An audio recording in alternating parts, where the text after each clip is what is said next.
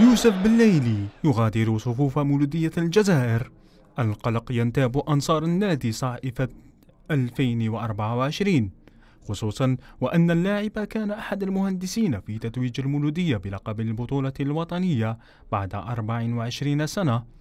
الخوف كان ينتاب أنصار المولودية من عودة الفريق إلى نقطة الصفر برحيل بليلي، خصوصا في الحفاظ على اللقب والتنافس على كأس الجزائر ورابطة أبطال إفريقيا.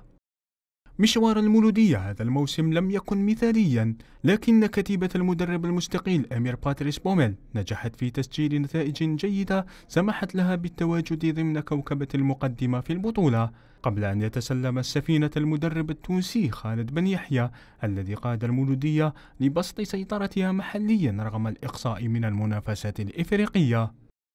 حلم المولودية في نيل لقب البطولة المحترفة للمرة الثانية على التوالي قد اقترب أكثر، خصوصا بتصدره الترتيب ب52 نقطة وبفارق 6 نقاط عن ملاحقه المباشر شبيبة القبائل بعد الفوز الأخير المسجل أمام الجار اتحاد العاصمة. جي فيليسيتي ملاعبيتي برشا بعد ماتش البي، صدقني جي فيليسيتي الملاعبين نتاعي برشا، خاطر انا مانيش كالكان دانغرا في طبعي، انا نحب الخير للناس هكاك طبعي. تو تقولوا بعد انا ربحت، لا ربحت، اما نحب الخير للناس.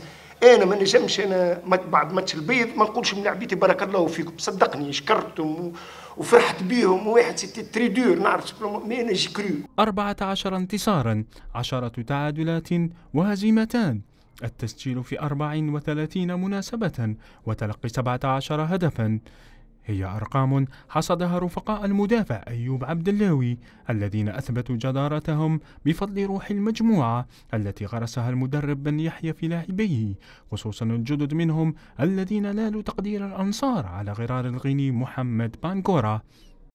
6 نقاط تفصل المولودية عن حسم اللقب التاسع في تاريخ النادي، فهل يفلح أشبال بن يحيى في التتويج مبكرا قبل جولتين من نهايتها؟